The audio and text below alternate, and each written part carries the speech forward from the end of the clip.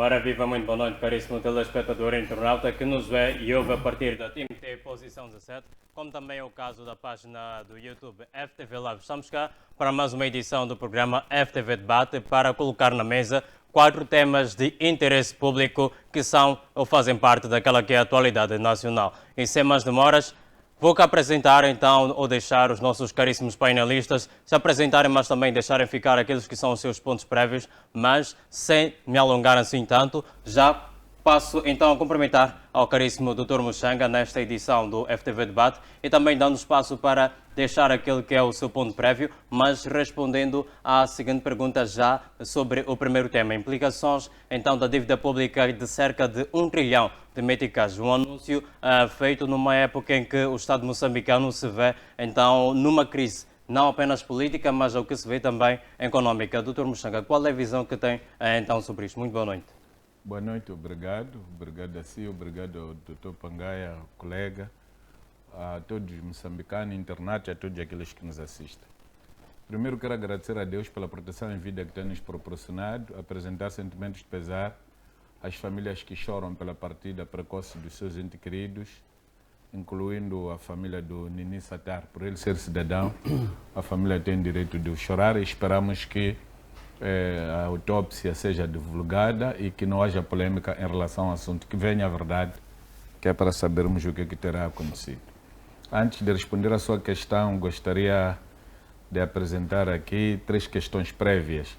A primeira é que, finalmente, a 5ª Seção Civil do Tribunal Judicial do Distrito de Camfumo, em Maputo, acabou decidindo por decretar a providência cautelar de que falamos nas outras semanas aqui e obriga a CTA que realize as eleições que eram reivindicadas por outras associações até o dia 8 de maio de 2025. Também o tribunal ordena que a CTA aceite que todas as associações, são mais de 140, que até dia 31 estavam regularizadas, 31 de março neste caso, possam participar das eleições sem que sejam atormentados. E depois ordena também que os atuais órgãos cumpram apenas com a legislação eleitoral, não se metam em questões que podem pôr em causa as decisões por eles tomadas, tendo em conta que estão fora do prazo, devem-se abster-se de tomar decisões estruturantes e que sejam capazes de perigar os direitos de outros associados que queiram concorrer, tais como, por exemplo, levar a cabo processos de saneamento de associações com base nas constatações de que estes não estão devidamente constituídos, estão proibidos de fazer isso. Estão também proibidos de proibir a participação de outras associações, alegadamente porque alguém pagou cota para eles. Isso é um problema, tendo em conta a lei de crime de branqueamento de capitais. Devem se abster disso. Havendo essas coisas, a própria instituição que lida com branqueamento de capitais vai ser acionada. Não pode ser a CTA a tentar se colocar no lugar de polícia ou de procurador sem necessidade. Portanto, podemos dizer que o tribunal trabalhou e é preciso agradecer e esperamos que o CTA respeite esta situação, apesar de sabermos que o senhor Lineu elegeu Vuma para a sua lista como presidente da mesa da Assembleia Geral, mas são coisas que vão ser vistas já dentro do próprio processo. A segunda questão que eu quero trazer aqui, que é preocupação, é este jornal que fala de anticorrupção que investiga o rombo de 5,5 milhões no estádio provincial de Inhambane. Não são 5,5, são 7,5 milhões. E aqui a minha questão é, as pessoas roubaram 7 milhões, prejudicaram pessoas que trabalharam para o processo eleitoral e as pessoas estão fora, alegadamente por pagar caução. Espero que a situação em que se encontra o diretor-geral das alfândegas não aconteça com isto. O diretor-geral da alfândega já devia estar preso porque o escândalo financeiro que ele criou é muito superior ao dinheiro que ele pagou. são mais de 1 bilhão e 100 milhões de meticais que o Estado foi privado de receber pelo diretor-geral das alfândegas e seus acólitos. Entretanto, ele foi pagar 5 milhões e meio. Claramente ele não sente nada. Por isso essas práticas apelamos para que terminem. A última questão é esta, que está neste jornal. Eleições na Associação dos Procuradores, marcado por acusações de fraude. Quer dizer, quando os próprios procuradores da República terminam no tribunal, alguma coisa está-nos a dizer que a nossa sociedade tem falta de valores. Temos problemas nos partidos políticos, órgãos que não cumprem suas obrigações, temos problemas nas associações e temos problemas até na Associação dos Procuradores, aqueles que velam pela legalidade, pela ação penal na República de Moçambique. Acho que alguma coisa tende a melhorar. Indo claramente à sua questão, queria dizer que a questão da dívida é uma questão muito séria. Eu dizia de outra vez que nós somos capazes de estar pior que Guiné-Bissau. Era exatamente por causa deste tipo de situação. Guiné-Bissau começou com este tipo de coisas, as pessoas começaram a se envolver em massa, nomeadamente oficiais superiores do Exército, no tráfico de drogas, onde alguns deles acabaram parando na prisão nos Estados Unidos da América, alguns andaram se balear, e nesse jogo perdemos um chefe do Estado-Maior que tinha estatuto, o Osman Mané, porque até desorganizavam a governação do país. Depois perdemos o Ciabra, que era chefe dos porta-voz do Exército, depois chefe do Estado-Maior-General das Forças Armadas. Destruíram-se famílias, para além do presidente Nuno Vieira, que foi morto da forma como todos nós sabemos, de uma maneira vergonhosa, catanado em casa da sua sogra. Eu penso que nós precisamos de ler o que aconteceu com os outros para nós podermos perspectivar o nosso presente e o nosso futuro. Esta questão de andar a brincar as dívidas nunca foi boa coisa, não. Nós não queremos ser hipotecados, perdermos a nossa soberania, pura e simplesmente porque as pessoas estão a governar, têm ambições desmedidas. Nós já chamávamos a atenção aqui sobre a possibilidade de incumprimento de parte das promessas feitas pelo atual presidente da República, nomeadamente no concerne à redução dos custos. Prometeu ele próprio, de livre e espontânea vontade, que iria evitar que houvesse mais despesas. Quer dizer, não tem despesas agora, tão diretas, mas da aquisição de viaturas, mas estamos a ver escândalos de casas com antigo membro do Conselho Constitucional que migrou do Conselho Constitucional para o governo, está a exigir uma casa que custa 15 milhões a mais em relação a outra casa onde viveram os outros ministros. Eu acho que o Dr. Saize não tem mais valor, não tem mais autoestima do que os dois últimos ministros da Justiça que viveram na casa que ele está a recusar. Ele não é mais melhor que ninguém, e se ele tem muita gente na família dele, esse não é problema do Estado, que encontra uma maneira de reduzir as pessoas que devem viver na casa protocolar. Porque se for isso, eu tenho que ir carregar toda a família Muxanga, são mais de 100. Onde é que o Estado há de arranjar casas para todas as 100 pessoas da minha casa? Portanto, o Estado não pode dar casas aos dirigentes em função dos seus dependentes. Não, nós temos que ter um modelo de uma casa protocolar à maneira do Estado. Quer dizer isto que, se por ironia do destino nós tivermos um presidente que tem 5, 6, 7, 8 mulheres e que gosta de viver com os seus sogros, vamos ter que andar a construir palácios onde deverão viver 25 ou 300 famílias? Eu penso que essa questão está errada. Por isso eu queria terminar apelando ao Presidente da República para intervir, mandar parar a aquisição de uma casa para o Dr. Saize e obrigar o Dr. Saize a viver na casa protocolar. Se ele não quer que saia do governo, porque há tanta gente aqui que muito bem pode desempenhar o papel. Esta questão da casa do ministro, que também tinha prometido que ia reduzir os custos com o alojamento de ministro, faz parte do fracasso das promessas eleitorais do presidente Chapa. Esta questão de viajar mensalmente, porque o governo só tem 2 meses.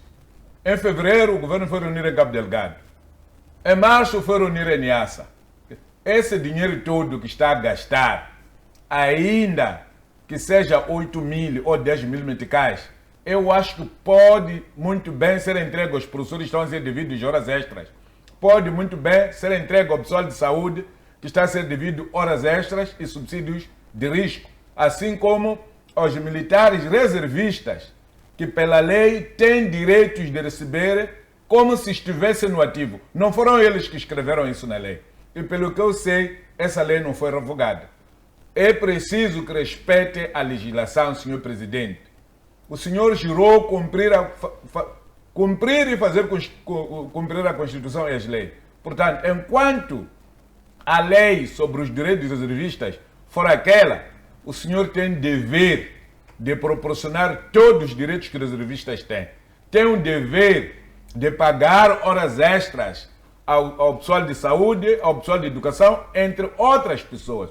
Tem o dever de economizar o nosso dinheiro, evitando deslocações desnecessárias. Pelo que eu sei, não há nenhum ministro que visitou nem sequer um mercado lá, nem em Lixinga, nem em Pemba. As pessoas iam para lá para ir ao comício, cujo o cunho do comício era político partidário e não do chefe do Estado. Por isso que ouvimos aqueles discursos de chorar sangue. E foi aplaudido por pessoas ligadas ao partido que faz chorar sangue, o Partido Vermelho. Então, esperamos que esteja a nos ouvir e faça cumprir o que o senhor jurou fazer cumprir. Reduzir os custos a partir das residências. O ministro da Justiça não é mais super-ministro que os outros. Não nasceu da mãe dele com sapatos, nem vestido. Nasceu descalço como nós os outros. Portanto, se na casa já estiveram outros ministros, ele também tem de viver nessa casa. Muito bem, Dr. Muxanga, ainda no contexto da dívida, o governo defende que ela é sustentável, porque talvez está controlada. Talvez essa seja a linguagem mais adequada a usar neste contexto. Será que estamos realmente num caminho certo ou à beira do colapso? Muito rapidamente. Nós achamos que não é assim como um país tem de ser gerido. Se a dívida estivesse controlada, o Estado não estaria a dever reservistas e a violar um direito que está previsto na Constituição. Estou a falar de polícias e militares. O Estado não estaria a dever professores desde 2022. Não estaria a dever pessoal de saúde. Não estaria a dever magistrados, também ameaçam fazer greve. Portanto, dizer que está controlado é só uma questão de Nhamumba encanando. É uma questão de falar de boca para fora. Quem tem coisas controladas não depende da casa de outrem. Por isso, para nos fazer crer que a dívida está controlada, então parem de continuar a endividar o país, paguem o que estão a dever, incluindo os fornecedores de bens e serviços do Estado. Muito bem, muitíssimo obrigado. Muito boa noite, caríssimo professor Pangaia. Queira, por favor, saudar também os nossos caríssimos telespectadores e internautas que nos veem nesta noite de quarta-feira, neste que é o FTV Debate. Começo então com a pergunta, já para introduzir este primeiro tema. Que impacto é que esta dívida pode ter no bolso dos moçambicanos, aquelas classes que são talvez um bocado comuns em relação à elite nos serviços essenciais? Muito boa noite. Boa noite, Luís. Boa noite, Dr. Muxanga. Boa noite, Dr. Mauro. Boa noite, telespectadores. Vamos poder partilhar aquilo que é o atual cenário do nosso país. Antes do ponto prévio, apenas dizer que o que nós esperamos é continuar num estado pobre, em estado de pobreza. Mas antes de poder seguir para esse termo, tenho o ponto prévio relacionado com uma exortação ao Edson Makwakwa, que ele é o peloiro no Ministério da Educação, ligado ao setor de ensino superior. Então, o ensino superior ele precisa de resolver vários problemas que ele apoquenta, sobretudo no concernente aos investimentos. Há já mais de 10 anos que as instituições do ensino superior não recebem investimentos. E se sabe muito bem de que São as instituições de ensino superior que fazem a pesquisa, a investigação, a inovação para a melhoria de qualidade de vida dos cidadãos do nosso país e por aí fora. Mas, no entanto, sabe-se apenas nomear reitores, mas sem que lhes dê investimento para eles poderem funcionar. Mas o governo, o que pensa quando cria uma instituição e não lhe dá investimento para poder funcionar? Que se vire. Como é que vai se virar numa questão de pesquisa, numa questão de investigação, que se pretende garantir com que este país possa encontrar meios para conseguir sair da situação atual? E não só isso, temos a situação da aberração da tabela salarial única que foi aplicada nas instituições do ensino superior, que vemos professores, doutores, professores catedráticos chegam a receber menos em relação aos licenciados que estão afetos nos ministérios. Então, era preciso que o Edson Macuacua pudesse ver essa questão e intervir nessa situação, por forma a poder retirar, garantir com que as instituições de ensino superior elas possam produzir e tragam valor acrescentado para o país. O segundo ponto prévio tem a ver também com a exortação da Procuradoria-Geral da República em face da inércia que está a ter, assistindo os membros da RENAMO a poderem se gladiando, a poderem se bater uns aos outros e sem poder reagir perante os dirigentes deste país. Porque na sessão passada nós falamos sobre isso, estamos a assistir em todas as províncias os membros aí a poderem, membros da RENAMO, a poderem se ferir, a poderem se bater, dentre várias outras caramuças que estão a ocorrer, encerrando de alguma forma as sedes provinciais, outros também vão abrir, e a Procuradoria-Geral da República assistir os seus cidadãos a passar essa situação. Então, eu acho que aqueles ali, apesar de serem membros de algum partido, são moçambicanos e o governo, aliás, a Procuradoria-Geral da República deve intervir para poder esclarecer a situação, inclusive chamar os dirigentes deste partido RENAMO para poder resolver a situação que os seus membros estão a enfrentar neste momento. Não se pode assistir aqueles membros a poderem se espancar dia após dia e que os próprios dirigentes da RENAMO não reagem, simplesmente estão a assistir os seus membros a passar daquela situação. Sendo assim, já é chamada a Procuradoria-Geral da República, o governo, o Estado, para poder intervir, para poder pôr termo àquele cenário de pancadarias no partido da RENAMO. Relativamente à questão da dívida, era importante que o governo pudesse explicar essa dívida foi contraída para fazer que serviços. Não basta apenas dizer que encontrou uma dívida de 1 trilhão, sem poder apresentar taxativamente esses valores foram arcados para que motivos. E a partir dali começarmos a perceber o que está a acontecer. E, de todas as formas, mostra claramente aqui o fracasso daquilo que é o combate à corrupção. Temos ali o gabinete de combate à corrupção que foi criado, mas, no entanto, dia após dia, nós estamos a ouvir desfalques sobre desfalques que estão a decorrer em vários setores. E hoje temos essa questão, essa dívida aqui, que aparentemente não há uma explicação clara para que serviço essa dívida foi contraída. Então, é extremamente difícil ouvir uma situação dessas. Num primeiro momento, foram anunciados esses 5,5 milhões de meticais que o Estado estava que houve desvio. Mas logo a seguir descobriram mais 2 milhões que ainda não tinham conseguido encontrar, isso somado neste momento 7 milhões e meio da dívida que está a ocorrer lá. Aliás, do roubo que ocorreu. Por que perpetua-se essa questão de corrupção? É que as próprias pessoas não são penalizadas. Se consegue detectar esse tipo de fraudes, as pessoas são chamadas, mas depois tornadas impunes de uma maneira, razão pela qual que dificilmente vai se conseguir combater esse cenário que nós estamos aqui a viver. Mas, no fim do dia, é a população moçambicana que vai ter que pagar esse valor, adicionado às dívidas ocultas, dentre várias outras dívidas que ocorrem sem que o povo moçambicano saiba concretamente para onde foram esses valores. Obrigado. Muito bem. E ainda no contexto dos serviços essenciais como saúde e educação, que impacto é que esta dívida poderá ter naquela que é a vida do cidadão comum?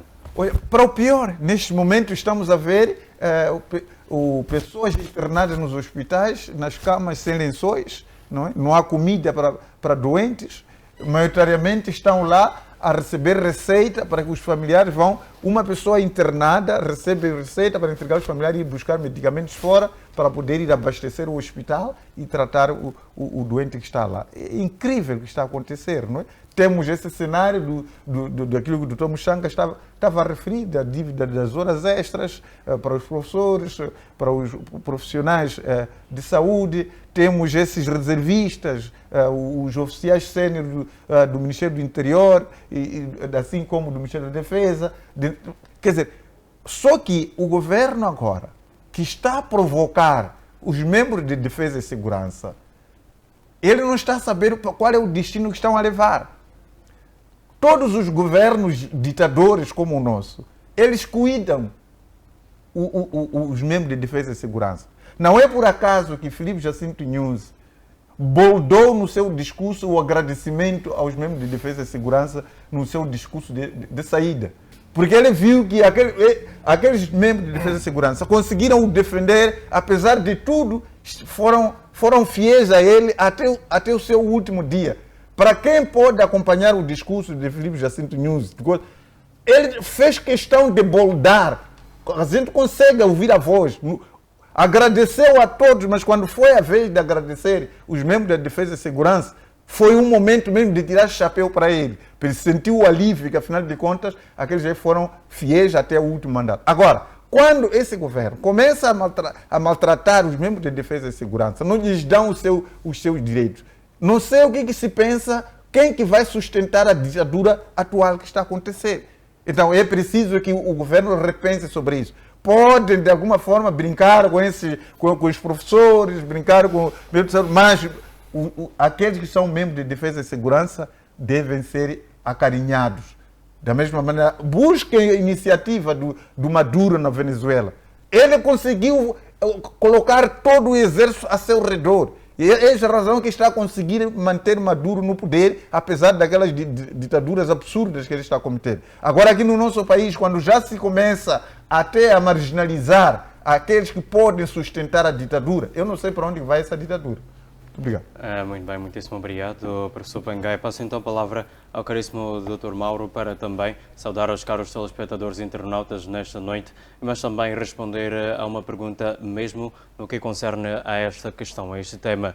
Dívida de 1 trilhão de meticais que o governo contrai, que implicações é que isto pode ter e há de fato responsabilização para os culpados e que mecanismos é que existem para responsabilizar os mesmos? Dr. Mauro, muito boa noite. Boa noite a si, boa noite aos colegas de painel e aos telespectadores. O meu ponto prévio tem mesmo a ver com os combustíveis. Maputo e outras cidades, Beira, Pemba, Nampula, se calhar existem outras que não temos ainda informação, mas pelo menos estas cidades, até Nacala, são cidades que têm, portos que recebem combustível. E mesmo nestas cidades há sérios problemas de combustível. Por aquilo que saiba, as empresas que têm tanques ou reservatórios de combustível, pelo menos a Petromoc, me parece que a Puma também tem, me parece que a Galp também já construiu, se calhar já está em funcionamento. As demais gasolineiras dependem destas mesmas empresas.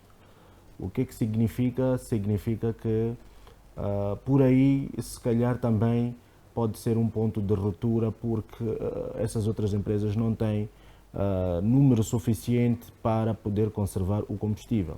Agora, é importante que o Banco de Moçambique venha a terreiro para nos dar informação coerente e precisa sobre as divisas, porque esta situação dos combustíveis está ligada também a toda uma cadeia de valores dentro da indústria moçambicana que outras empresas também querem importar e não estão a conseguir importar, mesmo por conta de divisas.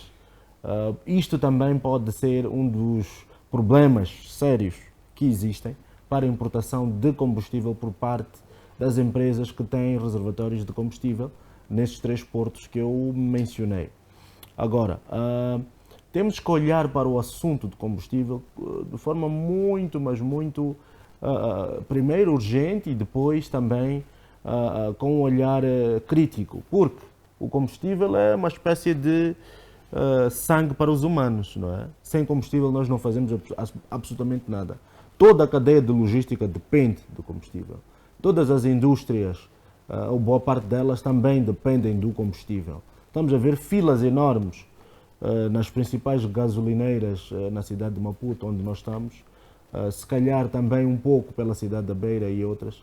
E este é um assunto extremamente sério que deve, efetivamente, o Banco Central e as demais instituições que regem assunto combustível, trazer a terreiro informação que seja, primeiro, verificável sobre a sua veracidade, segundo, resolver o assunto de forma mais rápida possível, porque deve haver flexibilidade, principalmente para aqueles produtos que são de primeira necessidade, e combustível com certeza está dentro dessa lista, porque é ela que faz com que as indústrias, elas efetivamente produzam para a própria estabilidade deste nosso país. Então quero chamar a atenção para as instituições que devem trazer informação que nos seja válida e também soluções para que nos próximos dias qualquer luz que seja verde no fundo do túnel venha acalentar os corações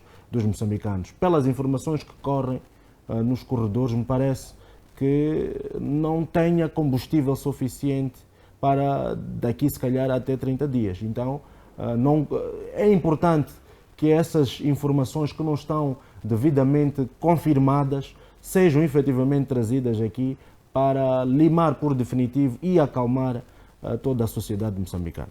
Agora, indo para a questão de fundo que traz aqui, creio que tudo o que é dívida não é benéfico para qualquer, núcleo básico da sociedade, que é a família, e de forma muito mais alargada para um país como um todo. Obviamente que pode haver explicação, eu creio que até tenha explicação, para se contrair dívidas a este nível. Dívidas que quase chegam àquilo que é o PIB de Moçambique. O PIB de Moçambique, quero acreditar, segundo fontes, passam os 20 mil milhões de dólares e a dívida quase chega a esses valores. Quando nós temos uma situação de dívida em que o PIB quase chega ou até pode ultrapassar aquilo que é o PIB, significa que temos uma balança negativa, temos uma balança extremamente deficitária, temos um país sem muitos recursos para poder fazer investimentos e pagar aquilo que são as contas correntes. Significa que se nós não tivermos uma estratégia clara de reestruturação dessa mesma dívida e de solução para trazer aqui mecanismos de pagamento das dívidas, obviamente que nós, nas praças, tanto comerciais, tanto para o Banco Central, que é através dos bilhetes, ou bilhete do Tesouro, ou outras formas de se fazer dívida através do Estado, obviamente que o Estado pode ter um nome muito, muito manchado. O que é que deve acontecer aqui? Obviamente que o Ministério já trouxe que vai haver uma revisão da estratégia para os anos 2026-2029, e vai ser público, mas não é suficiente.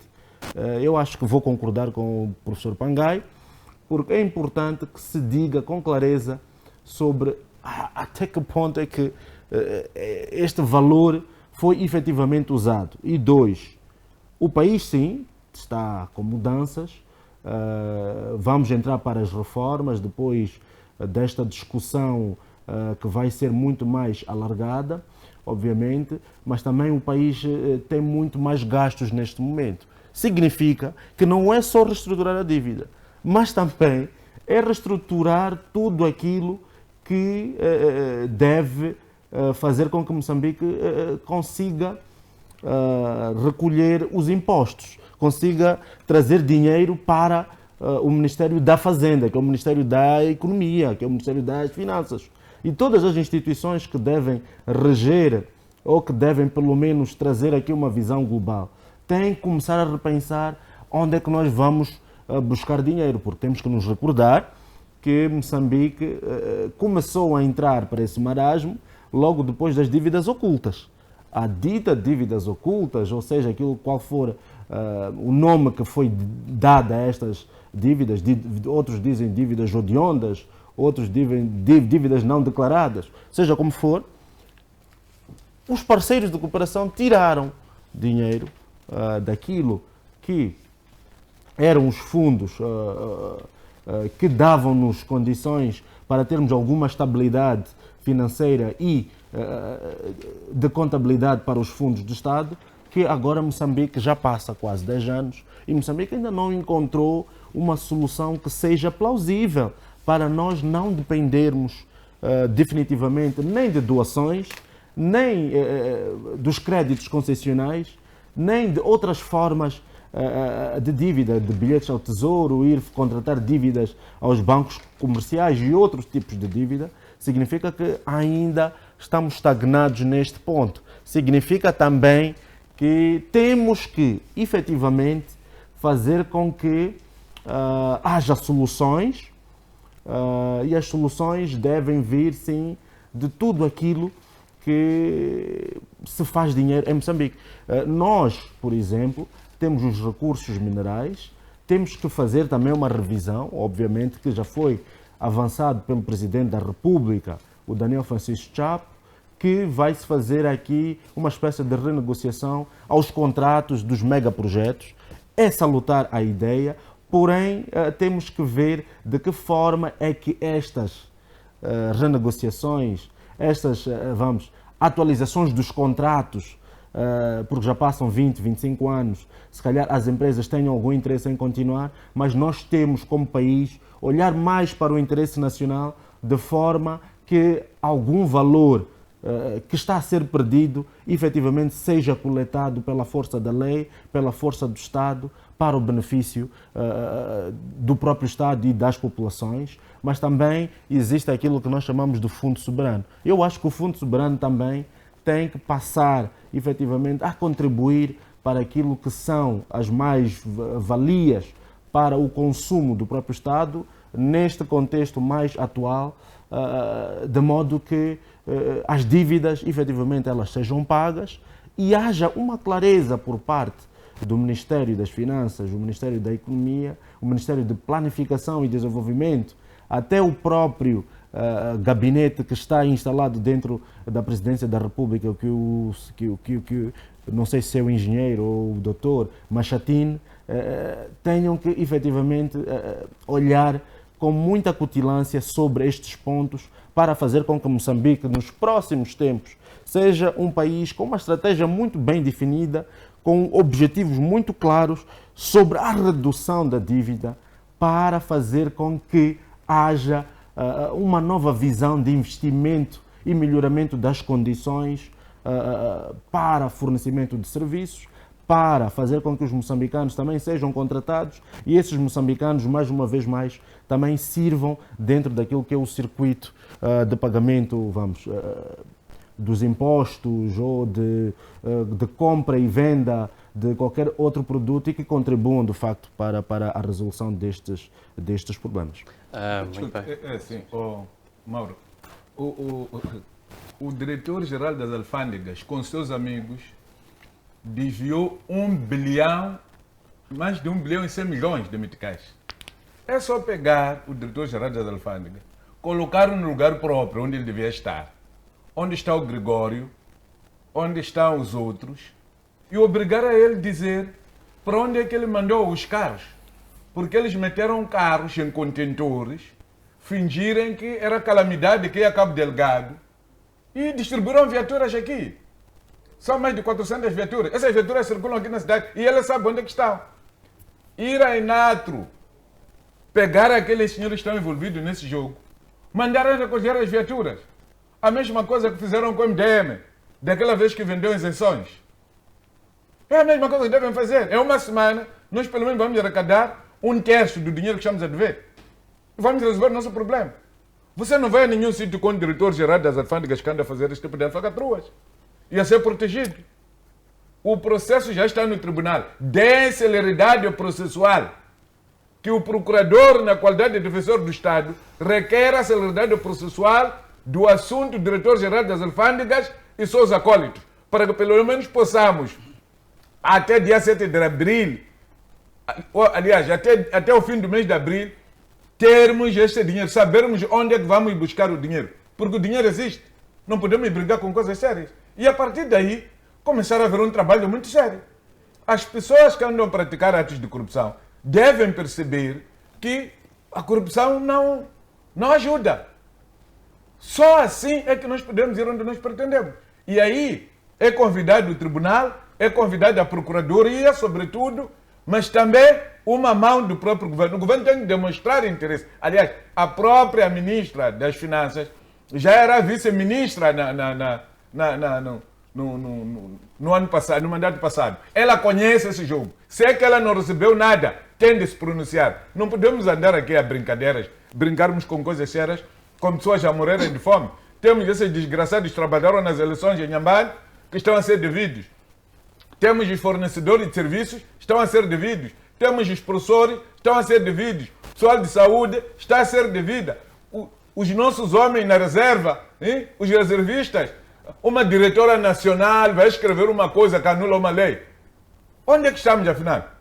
Chefe do gabinete da ministra faz um documento, não, o subsídio X já não se pode pagar. Quem é a senhora? Chefe do gabinete. Brincadeira de mau gosto.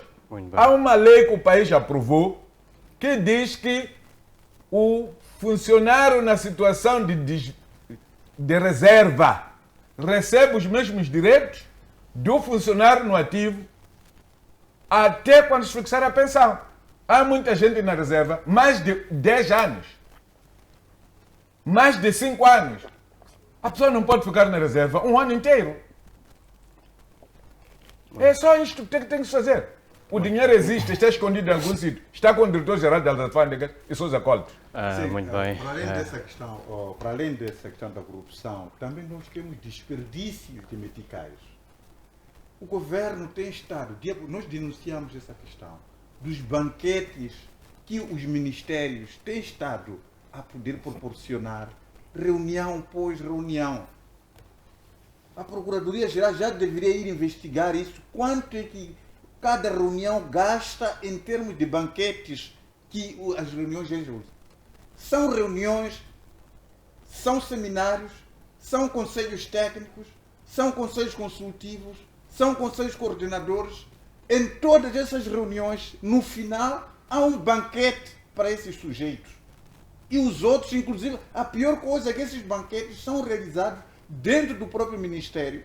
Os outros que não estão a participar naquelas reuniões só assistem a eles a poderem consumir esses banquetes ali. Mas se for a ver os valores drenados por cada refeição que eles preparam para essas reuniões, são valores avultados. Nos conselhos coordenadores até se dão-se o luxo de poder fazer fardamentos.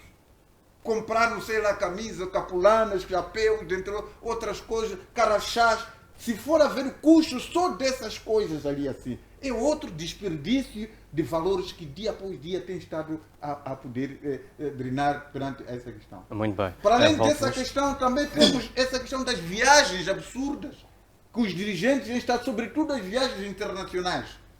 São passagens aéreas, as ajudas de custo que essa gente recebe por dia fora do país. É um barulho de dinheiro. Mesmo dentro do país. Então, isso é um tal desperdício de dinheiro que bem. deveria-se muito bem evitar, para além da corrupção. Mesmo isso também traz corrupção. Eu não imagino quem é que autoriza aqueles banquetes, quem autoriza essas viagens absurdas que não trazem nenhum valor acrescentado para o país. Quem autoriza esses fardamentos das reuniões, de seminários, que num país onde as pessoas estão a morrer de fome, as pessoas só por uma determinada reunião vão gastar tanto dinheiro para comprar fardamentos, chapéus, bonés, dentre outras coisas. Muito bem, vamos então. Só um ponto de ordem. Sim, sim. Creio que as instituições já existem. dura lex sed lex. Isso é direito, é claramente que diz, por mais que a lei seja dura, ela tem que ser aplicada. E se as instituições existem, elas devem trabalhar. E mais, tem que começar a haver, de facto, aqui um interesse de Estado em consciencializar os funcionários do próprio Estado, os agentes do Estado, aqueles que trabalham com a administração pública, aqueles que trabalham para a coisa pública, em fazer transformações muito drásticas sobre como usar o dinheiro público, sobre como aplicar e quais são as prioridades em termos de aplicação dos dinheiros públicos. As instituições que regem sobre a corrupção, elas devem ser muito incisivas para se poder efetivamente combater este mal, que é um mal, é um vírus extremamente grande dentro daquilo que é o próprio Estado.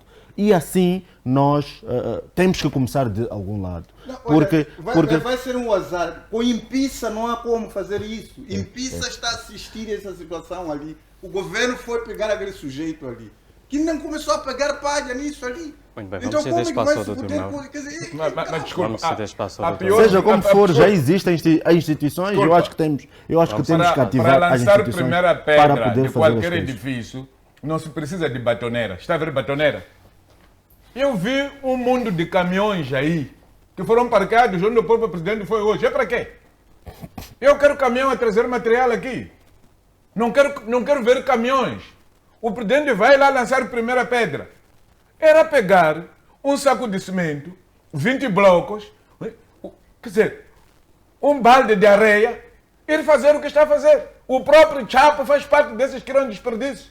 Hoje, vai procurar saber quanto é que custou aquela semana de hoje. Muito bem. E quanto é que custou o que ele foi gastar em Niassa, o que foi gastar em Cabo Delgado, o que foi gastar em Nampula.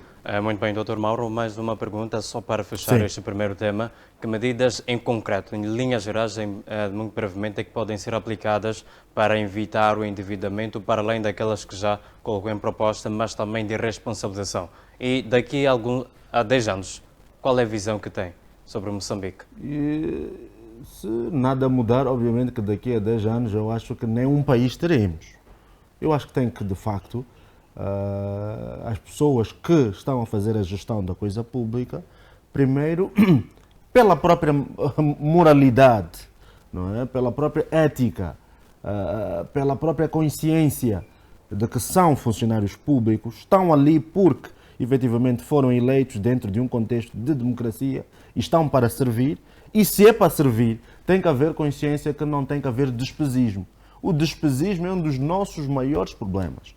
2, tem que haver sim reestruturação da dívida, tem que haver sim uma vontade em apertar os cintos. Me recordo que na altura do presidente Guebuza, já não sei em que período, não sei se foi no primeiro ou no segundo mandato, mas houve sim um aperto de cinto que eu acho que pode servir como exemplo daquilo que pode ser aproveitado hoje. Porque nós precisamos de apertar o cinto, todos os moçambicanos precisam, ou pelo menos o governo tem que dar o pontapé de saída para mostrar que a austeridade é precisa austeridade para que nós possamos fazer a reestruturação da dívida, de modo que esta dívida não seja estendida para os próximos 5 ou 10 anos. Porque se for estendida, obviamente que não vamos ter condições de ter um país que seja primeiro reconhecido por nós, que seja um país, e também que os outros o reconheçam. Então é importante que tenhamos políticas de austeridade, precisamos de consciencializar os moçambicanos para fazer mudanças drásticas.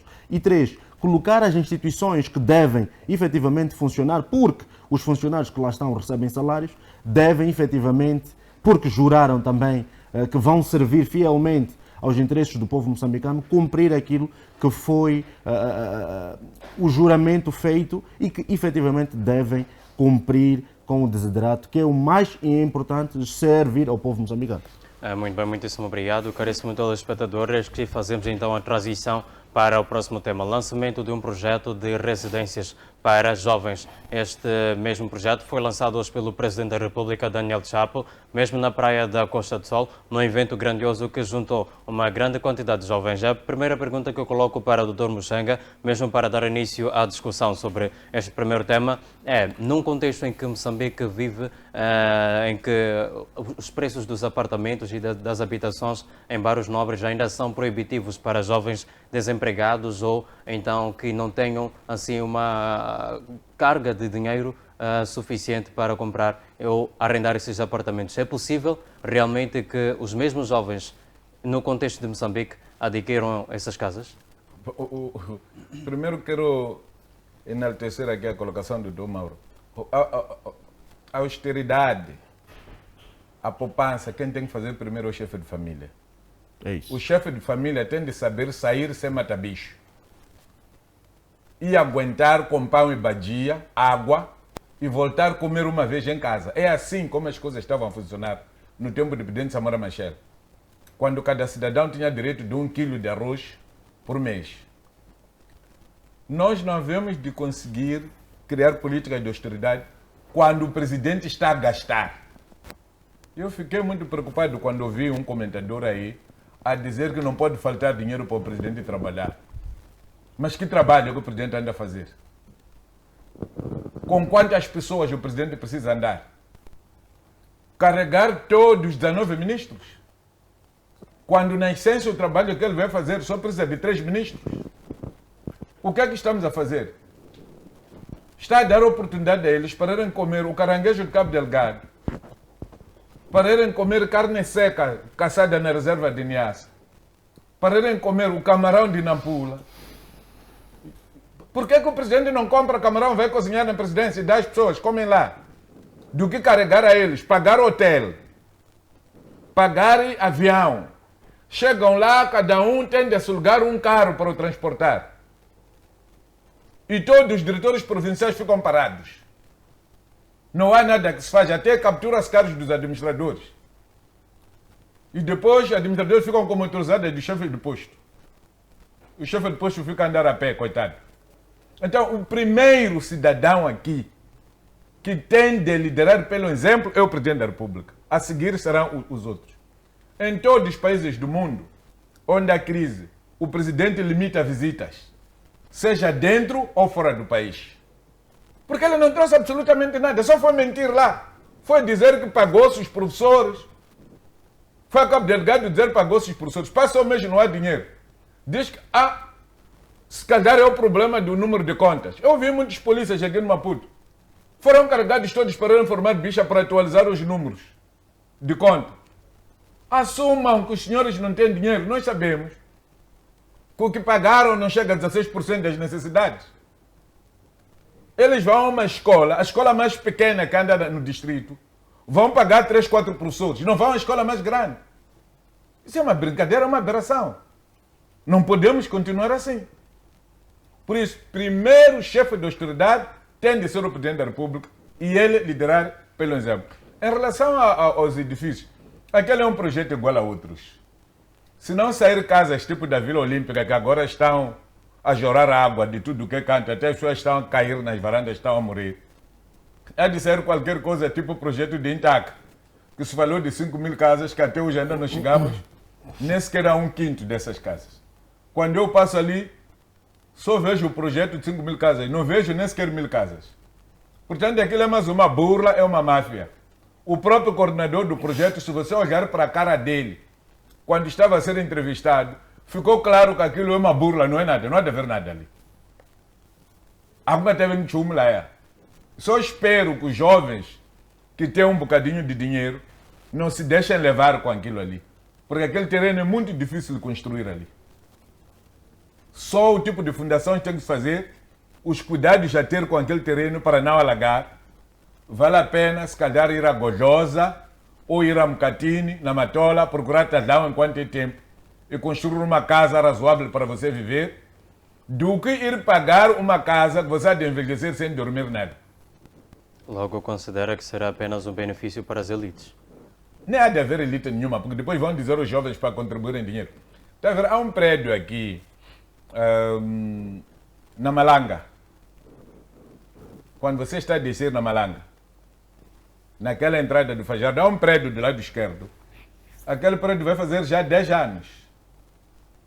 Está ali o prédio, está a ser construída, as fletes já foram vendidas, nem sequer uma única flete está em condição de ser habitada, porque o projeto ainda não foi concluído. Mas as pessoas já perderam dinheiro, entregaram dinheiro ali. Eu conheço jovens que apanharam trombose por causa disso. Essas tais histórias de construir por cooperativas. E eu conheço pessoas aqui neste país que passam a vida a criarem cooperativas falsas só para roubarem terrenos nativos. E esses terrenos estão a vender. Pessoas de nome, daqui a pouco vou trazer nos próximos programas. Temos aquela vergonha ali da Matola, da cidadela da Matola. Onde é que está? Recorda da cidadela da Matola? Ali onde se tiraram antenas da Rádio Moçambique.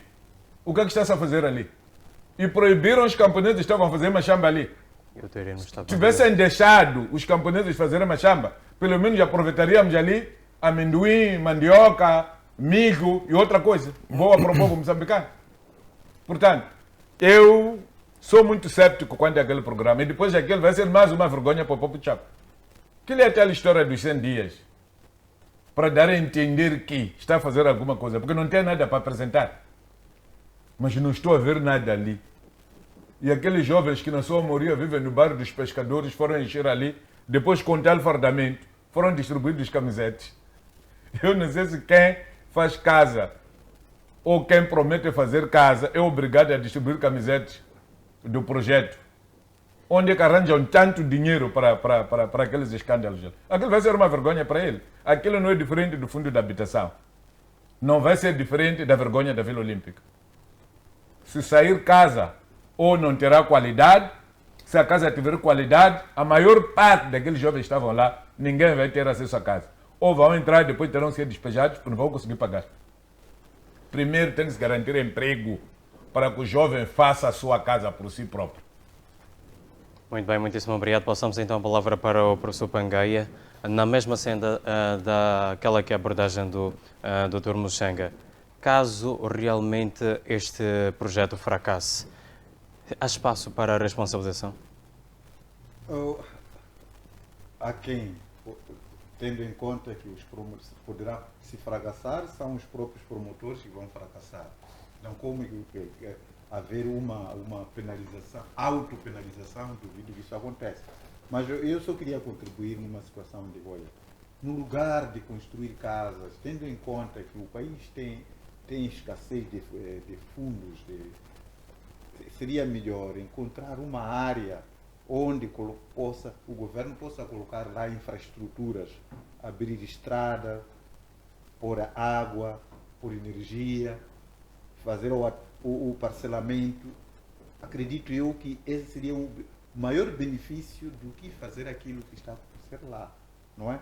E provavelmente o país já o valor que tem neste momento, se fizesse isso em várias áreas do país e deixar, vejam o exemplo da circular, mal que se colocou a circular, como é que a cidade de Maputo foi urbanizada, as pessoas começaram a ir a construir coisas. O importante aqui, para mim, seria efetivamente criar condições nessas terras ósseas que estão ali, colocação de estradas, água, luz. Pronto, já de ver que muita gente, questões de saneamento igualmente, porque aquilo ali de construir casas, já vimos vários projetos desta natureza. Houve aquele projeto que foi lançado na Zambésia, de não sei de quantas casas que estavam ali, praticamente, se calhar nem metade, aliás, não vamos falar da metade, muito menos, não se construiu nada. Várias outras províncias já foram lançadas. Nampula, houve o projeto em Nacala, de casas para pensionistas do Instituto de Segurança Social. Nem uma casa tem lá. Então, temos esses cenários todos. Se é que existe algum valor que o Estado tem, preocupe-se em colocar infraestruturas em zonas onde não existe nada. As pessoas vão ir lá fazer alguma coisa.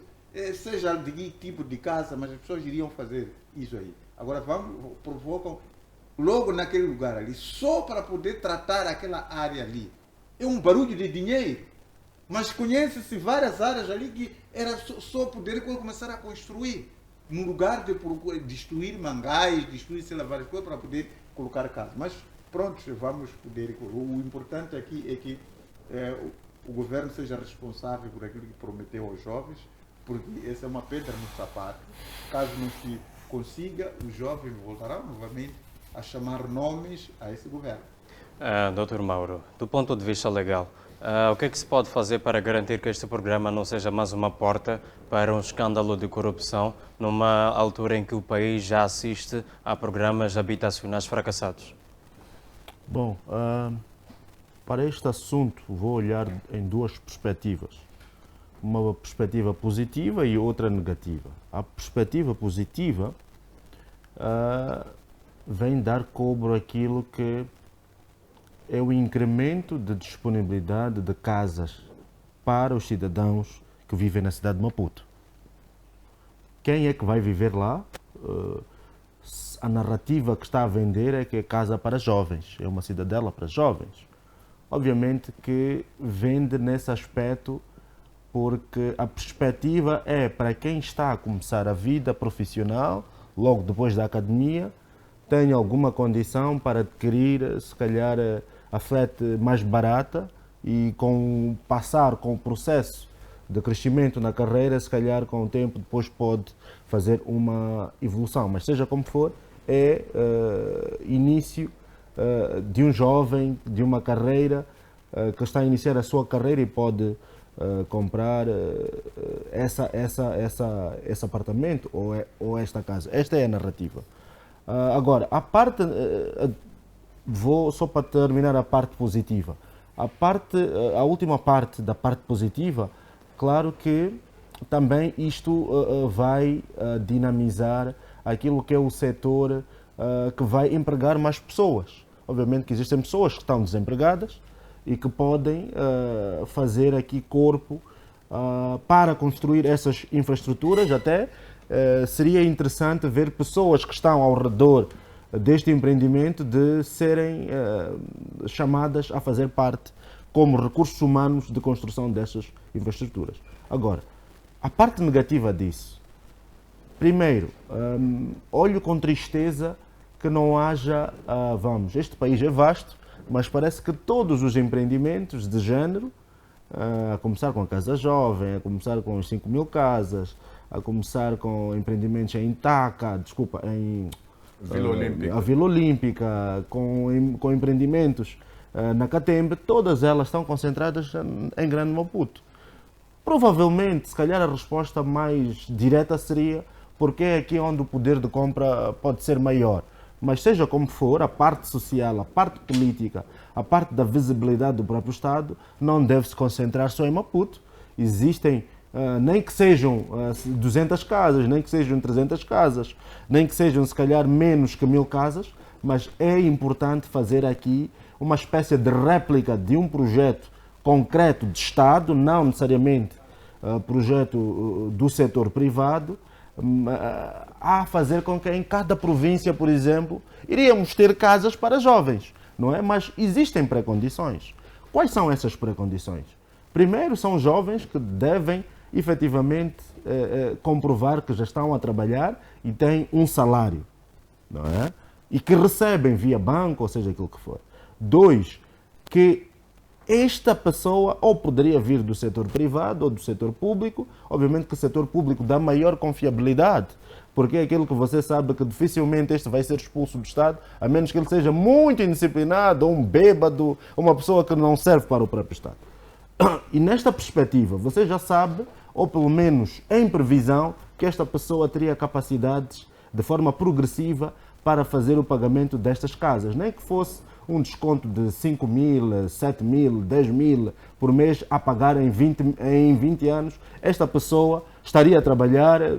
Tem pessoas que até alugam casa, ao invés de alugar em casa, paga para o seu próprio benefício, porque depois, quando você está quase a entrar para a reforma, obviamente que você já teria terminado o pagamento da sua própria casa e você estaria até colocar os seus filhos a pensar no mesmo sistema. Agora, o outro ponto também que é negativo tem a ver, parece que há uma insistência do setor privado em querer aparecer dentro daquilo que é a estrutura da lei de parcerias público-privadas, em querer juntar o Estado a dizer que nós queremos construir e nós queremos fazer melhor para a habitação. Mas, pela experiência que nós temos, não é uma experiência positiva. Eu quero crer que esta experiência pode ser diferente, mas o tempo vai nos dizer se vai ser diferente. Porque, para começar, a localização daquelas infraestruturas está num terreno baldio. Apesar de serem chineses e eles terem experiência em construção em terrenos similares, mas a situação de Maputo, de Moçambique, de forma muito mais específica, tem a ver com a questão da forma como se usam infraestruturas compartilhadas. 2, a questão da própria manutenção. E 3, a manutenção num terreno baldio. Então, significa que num terreno baldio é muito mais oneroso fazer uma manutenção do que num terreno não baldio. E mais, num terreno que está próximo ao mar. O custo de manutenção de terrenos próximos ao mar é não sei quantas vezes superior do que um terreno que está distante do mar, por conta do sal. Todas aquelas infraestruturas como grades, como ferro, como, tudo aquilo que... Viaturas. Todas as viaturas que em contacto com o sal, elas de facto não vão ter uma vida útil que nós esperamos. Então, estamos a dizer que mesmo estas casas, a vida útil, pode não ser necessariamente aquela que também nós esperamos. Ou por outra, estamos a fazer infraestruturas em sítios, se calhar, que não vai ser, mesmo para o meio ambiente, mesmo para a própria envolvência da natureza, dos animais marítimos, lacustres. Sinceramente, são pontos que devem ser efetivamente analisados.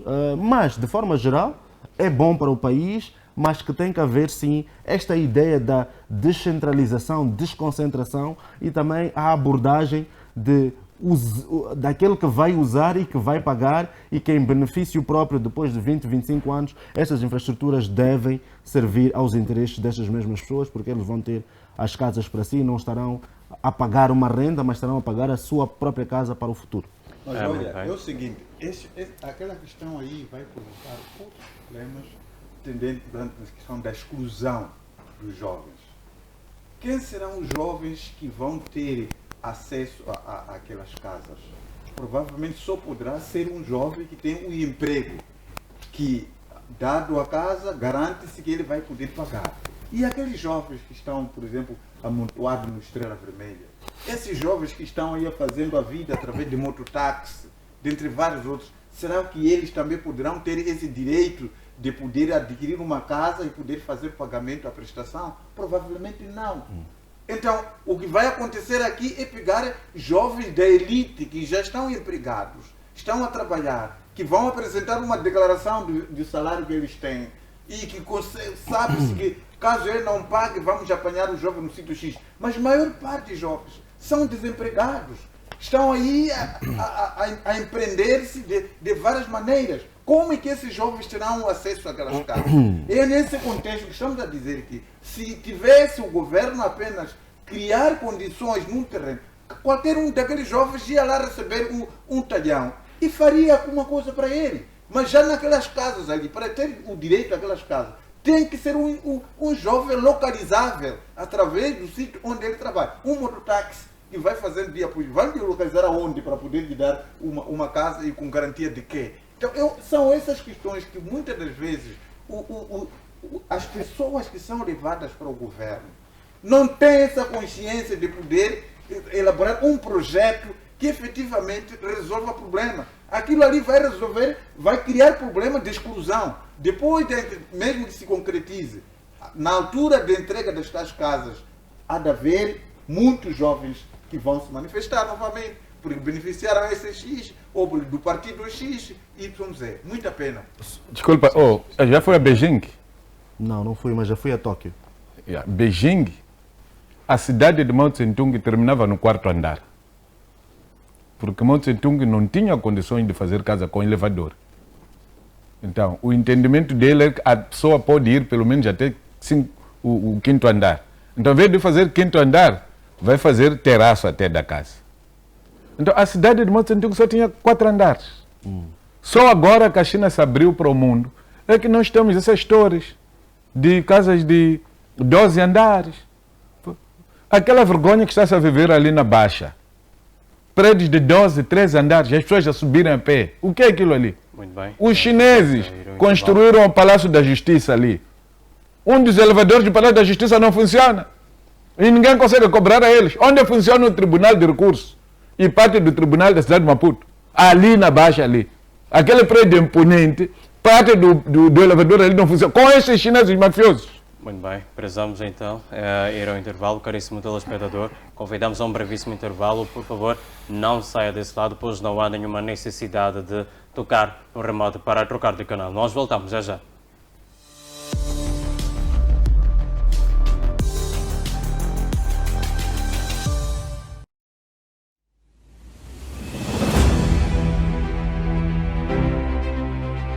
Olá meu povo, eu sou o Guni e quero fazer um convite especial a todos para que acompanhem aqui na FTV o Debate Político. Programa este que tem como objetivo conversar sobre os seus problemas, sobre os seus anseios e trazer soluções.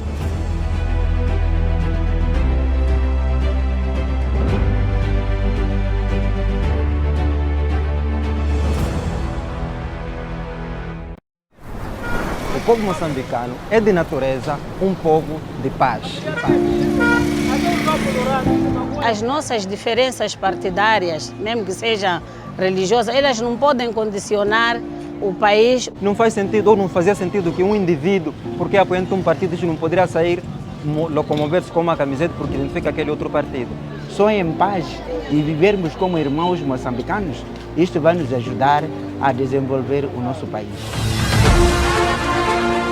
É de parabenizar o presidente do nosso país, que é o Daniel Francisco Chapo, pelo esforço que ele tem evitado de pacificar este país. O momento todo preocupado em dialogar com diferentes partidos políticos e com o Venâncio Mondlane. Com aquela abertura que ele teve em se encontrar com o Venâncio Mondlane, mostrou mais uma vez que o presidente Chapo é uma pessoa de paz. E nós estamos a ver que o nosso presidente prometeu e está a resolver os problemas com o diálogo. O diálogo é a maior e o melhor caminho para a manutenção da paz, a reconciliação nacional e continuamos com aquilo que nós chamamos de unidade nacional. É uma grande vitória e que realmente estamos muito satisfeitos. Viva a paz, repito 3 vezes, viva a paz. Somos um e único povo. Moçambique é pelo diálogo.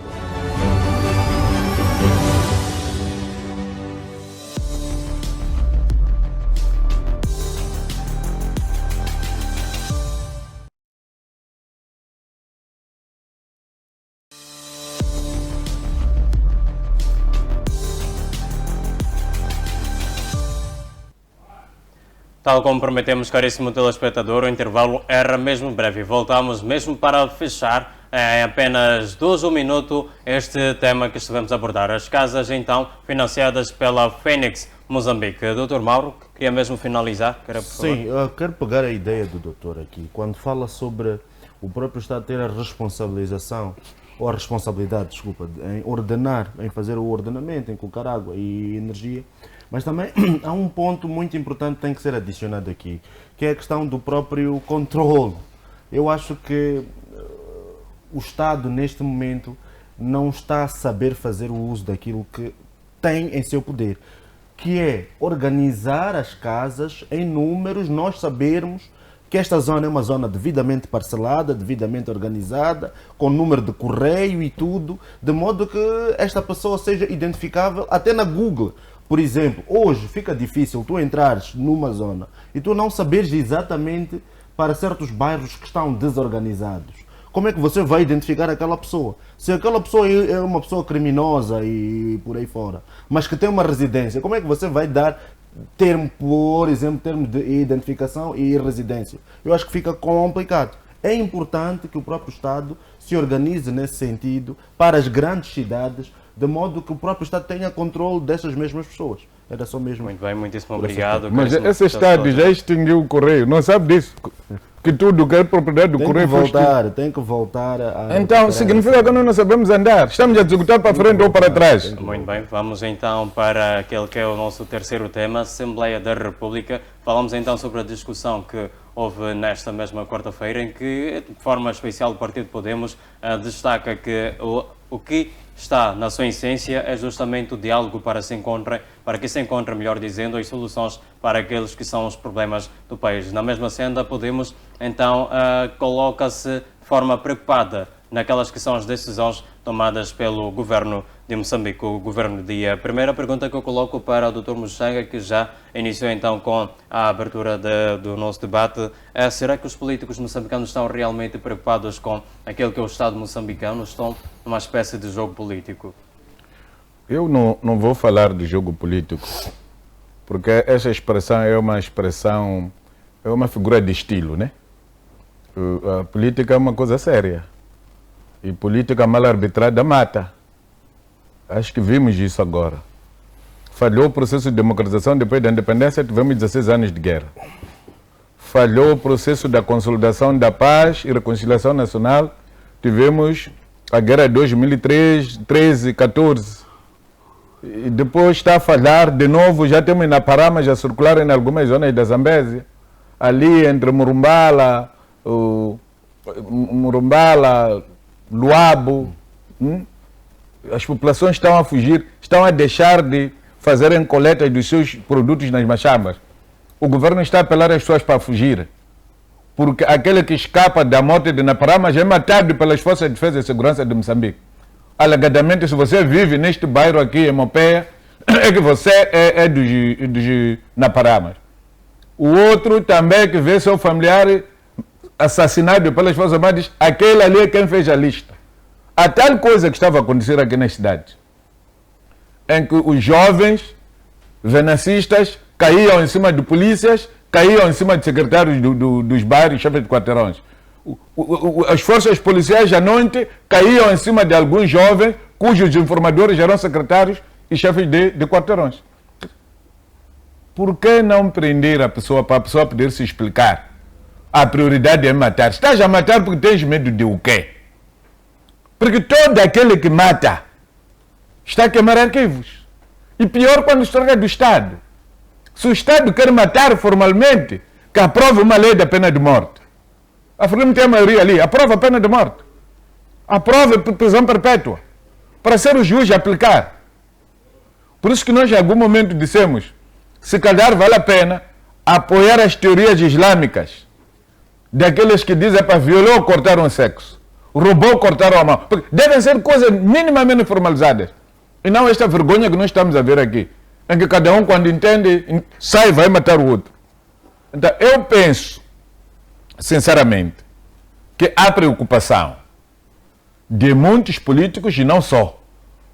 Porque eu não conheço ninguém que não é político. O homem, pela sua essência, é um animal político.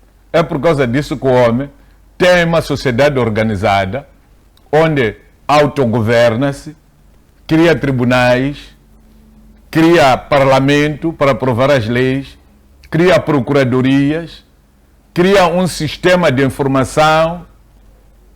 Os outros animais não têm isso, apesar de se dizer que os elefantes são inteligentes e os leões são inteligentes. Essas coisas não fazem. O leão trabalha para hoje, devorou, comeu, saiu dali. Se aparece outro animal, assusta, sai a correr, o outro vai ficar a devorar. Por isso que as hienas, às vezes, já não atacam muitos leões. O leão, quando vê que é uma manada, tem que fugir e ficam a comer dos outros. Enquanto que os homens são diferentes. Portanto, para mim, há preocupação. Lamentavelmente, porque está-se a falhar demasiadamente. Ficamos num ciclo vicioso de falhas. As pessoas são livres de desconfiar. Mas não conheço ninguém que não é político. Não conheço. E essa tal pessoa que diz que os políticos moçambicanos não são, é político. Porque se não fosse, nem estaria a escutar o que dizem os parlamentares. Nem se daria tempo de ler jornal. Nem se daria tempo de assistir televisão. Nem se daria tempo de ir à reunião. Então, se a pessoa vai, é porque tem um pensamento político, quer ouvir, para poder emitir uma opinião, ainda que a sua opinião seja proibida, poder comentar, desabafar, porque tem alguma coisa política no seu ser. Por isso, eu acho que quem disse isso até pode ter sua razão, mas também pode não ter sua razão ser o discurso dos falhados. Porque quando as pessoas são falhadas também, não tem nada para dizer, o que fazem é refugiar-se nesse tipo de expressões. Muito bem. Passo então a palavra para o professor Pangaia. Ainda no contexto desta pergunta, a população sente-se cada vez mais distante da política em termos de confiança, apesar de querer ter uma participação, principalmente na camada jovem, neste contexto da política. O que é que se pode fazer, ou o que os políticos moçambicanos podem fazer para reverter este descrédito, mas também se forçar a eles a terem uma postura um bocado mais responsável? Olha, neste momento está sendo promovido esse diálogo político inclusivo, não é, que tem em vista de poder auscultar a comunidade em todos os estratos sociais para poder, sobretudo, mexer com a Constituição da República, mexer-se com a lei eleitoral, quer dizer, dentre vários outros instrumentos que estão neste país, quer dizer, aquilo que achar que for necessário, que vai sair desse diálogo político inclusivo para poder melhorar o atual cenário no país. Mas, para mim, esse diálogo provavelmente deveria ser a posterior, porque a legislação atual, praticamente aqueles que são, aliás, que promovem a gestão dessa legislação, não cumprem. Temos uma legislação, que essa legislação é colocada nas gavetas e depois agem da maneira como elas querem.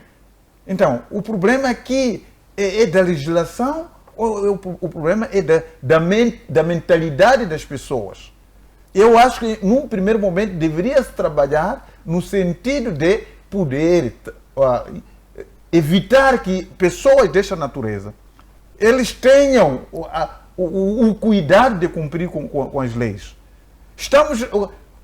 Podemos elaborar leis bonitas, mas se continuar com essa situação de não poder cumprir com as leis, essas leis serão para nada.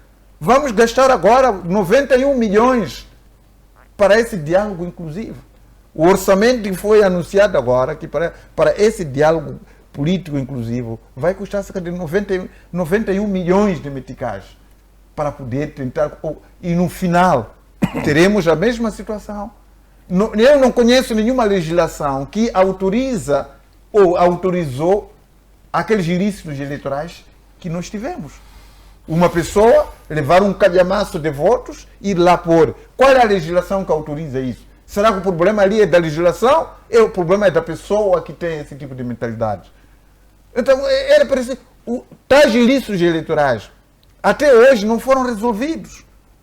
E nós estamos a dizer que não, o problema aqui é da lei. Temos que rever a legislação, temos que sei lá o quê. Mas mesmo essa legislação que se considera uma coisa, as pessoas que cometeram esses ilícitos eleitorais, por que não são julgadas? Então, vale a pena mesmo nós pensarmos, porque enquanto se as pessoas cometem, por exemplo, ilícitos eleitorais, não são julgadas, mesmo aparecendo uma lei consentânea, voltarão a fazer o mesmo, porque nunca serão julgadas. Essas pessoas deveriam ser julgadas e penalizadas exemplarmente para que efetivamente não voltem mais a cometer isso, no lugar deste momento de deixar a esses indivíduos impunes e estar neste momento a poder dizer não, vamos rever a legislação. Isso é como quem diz que não, aqueles que cometeram ilícitos eleitorais têm razão, o problema aqui é da lei, por isso não podem ser julgados. Então, quer dizer, eu não vejo uma situação para mim, neste momento, em vez de gastar esses 91 milhões de meticais para poder promover essa questão do diálogo político inclusivo, devia-se promover isso para a educação dos moçambicanos, envolver isso na questão da educação, no lugar disso aqui. E também a justiça poder trabalhar efetivamente para penalizar a todos aqueles que pisorteiam essas leis. Muito bem, muitíssimo obrigado. Passo então a palavra ao Dr. Mauro. Muito recentemente, há quase um mês, se assistiu à assinatura do acordo político algo que veio a juntar partidos políticos com assento na Assembleia. No entanto, o que é que falta para que haja realmente ações concretas no cumprimento daquilo que é o acordo que foi firmado entre estes partidos? É pressão ou então é falta de vontade? Bom, eu acho que os passos, as moedas já foram jogadas ao ar. Eu acho que já sabemos as posições. Os passos importantes já foram dados e agora eu creio que chegou o momento para se debater de forma firme e consistente sobre a democracia. Eu acho que era importante esse passo, porque me parece que no passado era exclusivo a governo e a um determinado partido. Hoje, este diálogo, estas discussões já estão a ser mais amplas possíveis, de modo que todos os moçambicanos contribuam para o melhoramento e para as reformas necessárias para o próprio funcionamento da democracia em Moçambique. Agora, temos que dar mão à palmatória, sim, das coisas erradas que já aconteceram e também ver o que é que temos que melhorar, porque as leis, sim, são muito bonitas. Moçambique é um dos países com as melhores leis que existem, mas o não cumprimento dessas mesmas leis é o que faz com que uma mancha negra perdure dentro daquilo que é a imagem do país. Eu acho que um país desde outubro até princípios deste mês, ou até se calhar meados deste mês, em permanente conflito pós-eleitoral, eu acho que não é benéfico para qualquer pessoa ou para qualquer entidade. Moçambique precisa de se reposicionar, porque já estamos a sofrer, sofremos muito não só com esses conflitos, sofremos muito com as dívidas que temos, sofremos muito com os não pagamento de salários. Existem até funcionários públicos até hoje que estão a reclamar porque os salários ainda não entraram. Existem dívidas que o próprio Estado tem com essas mesmas entidades do setor de saúde, do setor de educação, os militares, os polícias. A questão da própria tabela salarial única que não foi devidamente implementada. Enfim, existem uma série de problemas que não deve somente se esgotar neste diálogo inclusivo. Eu acho que temos que discutir, sim, é importante, mas também de forma paralela temos que pensar de forma integrada como resolver o problema de Moçambique. Moçambique, desde 75, parece que ainda não saboreou como deve ser o quesito paz, o quesito desenvolvimento, o quesito desenvolvimento humano, o quesito industrialização, a questão de se projetar além fronteiras como um país forte que pode até ombrear com países de outras regiões da Ásia, do Médio Oriente, da Europa e da América. Não, nós temos que começar a construir uma ideia que deve ser muito clara. Nós queremos mudanças e as mudanças devem ser impingidas, as mudanças devem ser influenciadas por todos aqueles que efetivamente podem fazer com que essas mudanças ocorram. E muito mais o peso agora, como sempre foi desde 75, está para o governo do Partido Frelimo. Este governo, neste momento, creio que esteja consciente que há uma pressão muito grande por parte dos eleitores, por parte da classe média, alta, baixa, da classe dos empresários, daqueles que querem fazer investimentos, de que de facto as coisas devem mudar. Porque se as coisas não mudam nos próximos 4, 5 anos, efetivamente estamos a ver um partido que pode ver o seu poder a definhar. Creio que não é, ou que não seja esse interesse do Partido Frelimo.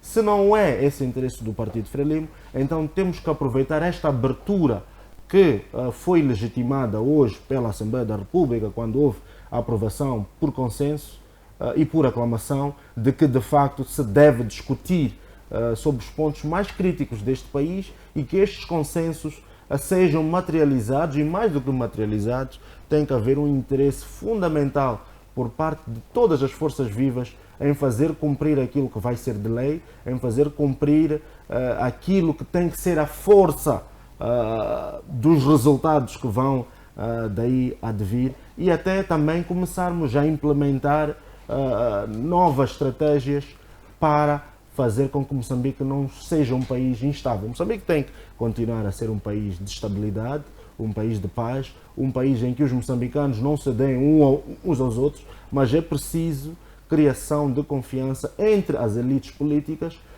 de modo que o capim não sofra, porque diz o ditado popular que na guerra de dois elefantes, quem sofre é o capim. Nós não queremos ser o capim, nós queremos ter o benefício daquilo que vai ser o amor entre irmãos, em que fazer política não significa pegar em armas, não significa ter palavras pesadas uns com os outros, mas significa usar da ideia do outro para construir um caminho comum que seja benéfico para todos. É assim, meu irmão.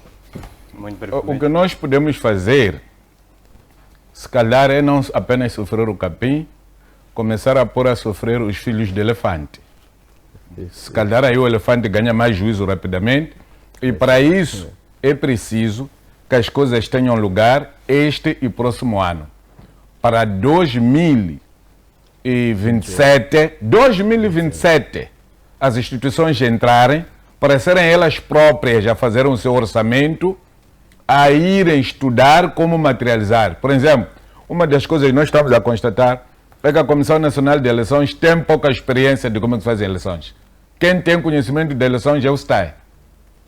E a Comissão Nacional de Eleições quer mandar em quem sabe mais. Quer dizer, é a história do enfermeiro que quer dar aulas ao cirurgião. Então, quando nós chegamos aqui, o que é que o cirurgião faz? O cirurgião para e deixa o enfermeiro. O que é que vamos ter? Vamos ter efetivamente o sofrimento do capim. Foi assim como este nosso país foi sendo gerido e está a ser gerido. Eu conheço pessoas que estão no STAE desde 1994. Mas não conheço mesmo as pessoas que estão na Comissão Nacional de Eleições desde 1994. Quer dizer, você tem um gerente que sabe mais do que o próprio diretor-geral. Então aqui a música que se toca é do gerente. É preciso ter-se muito cuidado nisto. Esta questão dos preços que eu estou a levantar aqui é uma questão séria. A outra questão é o tipo de pessoas.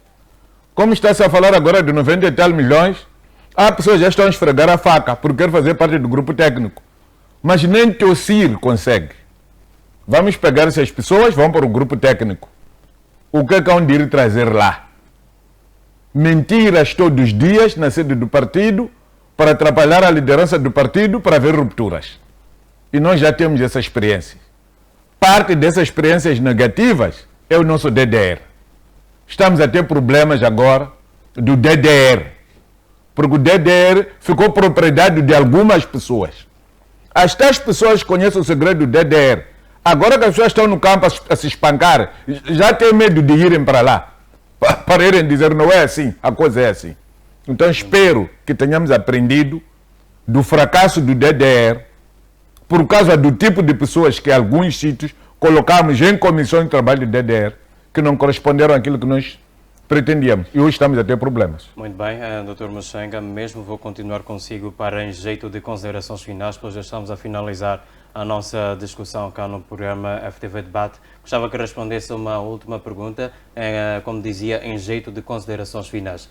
Face aos problemas de crise económica, casos de corrupção, deficiência nos serviços essenciais que deviam ser oferecidos cá no país, mas infelizmente não é de maneira eficiente, como é que o Governo, ou se o Governo ainda tem margem para recuperar a confiança do cidadão moçambicano? Bom, o Governo pode recuperar a confiança em função daquilo que vai fazer. É a história de uma mulher prostituta. Uma mulher, quando trai o marido e quer recuperar o lar, tem que fazer muito esforço. Tem de trabalhar no sentido de fazer esquecer o marido, que já, alguma vez já foi traído.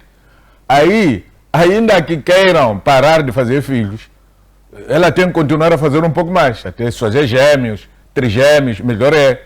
Porque depois conseguimos dar 3 nomes ao mesmo tempo. Tem o nome da tia, nome da mamã e nome do avô. E aí a responsabilidade fica maior. Então, se o governo não consegue se comportar como a mulher prostituta se comporta, para recuperar a confiança do seu marido, que é o povo, eu acho que nós voltaremos a ter problemas daqui a pouco, porque a questão dos professores, razões para os professores estarem na rua existem. O presidente mentiu, espero que as pessoas não vão à rua por causa disso. Podemos lhe dar tempo, pelo menos até acabar o mês de abril, mas não estou a ver as pessoas aguentarem até maio. Porque lá dirá mais uma província a mentir. Não estou a ver o pessoal de saúde com as mesmas características. Não estou a ver os reservistas também calados até maio. Não estou a ver os próprios magistrados calados até maio. Então, há muita coisa que tem que ser feita em pouco tempo e não há recursos para tal. Porque os poucos recursos que existem estão a ser muito mal usados, estão a ser muito esbanjados.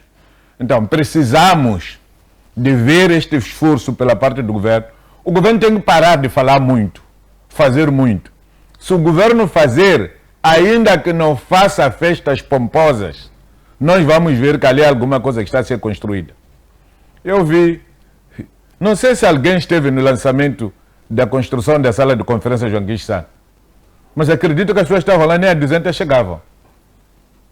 Quando se fez o Ministério de Negócios Estrangeiros, não houve essa pompa e circunstâncias. Muito bem. Então, acredito sinceramente que o governo tem que fazer muito esforço, porque é igual a uma mulher prostituta, está muito manchado. Muito bem, professor Pangaia, crises económicas, corrupção, insegurança e questões que têm a ver com serviços essenciais. O governo tem margem para recuperar a confiança dos moçambicanos, muito brevemente? Olha, era importante que pudesse pegar o Ministério da Administração Estatal, Função Pública e profissionalizá-lo. Criar condições de que aquele Ministério, que é o advogado de todos os funcionários em todos os ministérios deste país, ele pudesse ter uma eficiência. Porque nós, quando vamos comparar a responsabilidade que o ministro da Administração Estatal e Função Pública possui, é similar a de um primeiro-ministro. Porque o ministro daquele período, ele interfere em todos os ministérios. Estão lá funcionários. E esses funcionários, a sua motivação, o seu desempenho, passa necessariamente pelas condições que são criadas pelo Ministério da Administração Estatal e Função Pública. Então, parece-me que os quadros que nomearam desta vez para poder gerir esse Ministério, tudo indica que vai perpetuar esses problemas todos. Porque enquanto o funcionário público estiver desmotivado, esse que tem a responsabilidade de poder implementar o plano social econômico, o plano quinquenal, obviamente que só estará escrito. E o funcionário pode simplesmente ler aquilo e não vai implementar. No entanto, então, nesse momento, o que tem que se fazer é reestruturar o Ministério da Administração Estatal e Função Pública. Colocar pessoas competentes que possam viver efetivamente os atuais problemas que nós estamos a viver na função pública. Há muito descontentamento na função pública. E os quadros atuais que foram confiados para tal, só estão a passear a sua classe. Muito até bem. agora ainda não poder correr. Então, essa é uma das questões que tem que ser dada. Muito Outra bem. questão Muito rapidamente. é também lembrar-se de investimento para as instituições do ensino superior. Não podem criar universidades e não dar investimento de funcionamento. Não há como. Muito bem. Então é preciso que nós valorizemos a questão dos investimentos no setor do ensino superior. Neste Muito caso bem. estamos a falar o Edson Macuacua, que está a liderar este setor, que ele começa a pensar como é que o ensino superior ele deve ser revolucionado para trazer valor acrescentado no concernente à produção de conhecimentos no nosso país. Muito bem. Caríssimo Dr. Mauro, últimas considerações, mesmo nesta pergunta. Crise económica, insegurança e todas estas questões que têm assolado as classes mais baixas. Há margem para realmente recuperar a confiança dos moçambicanos por parte do governo? Bom, eu acho que sim, quando existir vontade política, efetivamente. E pelos sinais, pelos discursos, me parece que já é um bom passo. Agora, temos que ver, tornar estes discursos execuíveis, esses discursos transferidos para a prática, porque se diz na gíria popular que menos discursos e mais prática, é isso que se quer. Então, significa que se efetivamente olharmos para estes problemas que o meu colega aqui elencou, vamos de facto assumir que há um problema. E se assumimos que há um problema, então temos que resolver esses problemas. Isto é um assunto sério e tem que ser um compromisso do próprio governo, porque se o governo não o fizer, o próprio governo é como se estivesse a dar um tiro no próprio pé e a fazer uma sentença de morte para si próprio. Então, não, creio que tem que haver sim uma seriedade por parte deste órgão muito importante, que é um órgão executivo, de modo que resolva os problemas da crise, resolva os problemas de confiança que já é diminuta entre o povo moçambicano com as instituições do próprio Estado, inclusive um órgão de soberania, que é o órgão executivo, que é o governo,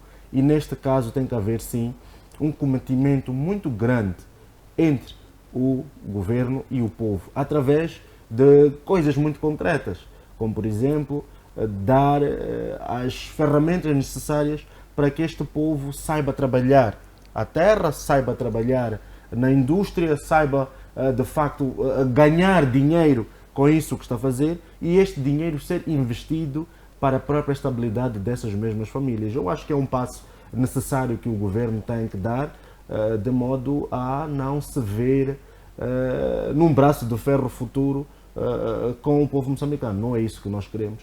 Então significa que o Estado, o próprio governo, tem que fazer mais. Muito bem. Eu costumo dizer, aceito o ambuelo como ranza, fale linguine, o que ela. Significa que você pega a sua amante, mete no quarto e fecha, você tem que fazer tudo por tudo para satisfazer as suas principais necessidades. É por causa disso que eu usei a expressão mulher prostituta. Então, esta expressão é figura de estilo, espero que as pessoas entendam. O governo precisa de trabalhar muito para trazer confiança no povo. O povo está desalinhado totalmente com o governo. Muito bem. Caríssimo telespectador internauta, é dessa forma como nós encerramos esta edição do FTV Debate, com a promessa de voltar na próxima quarta-feira, mesma hora, com mais temas para serem arrolados nesta mesa. E tudo quanto se faz cá é justamente para permitir que as implicações ou as questões que têm que ver com o caro telespectador internauta sejam não apenas debatidas, mas também se encontrem soluções para que o seu estilo de vida melhore a cada dia. Nós voltamos então na próxima semana. Fique bem, porque não desejar continuidade de uma semana abençoada. Até lá.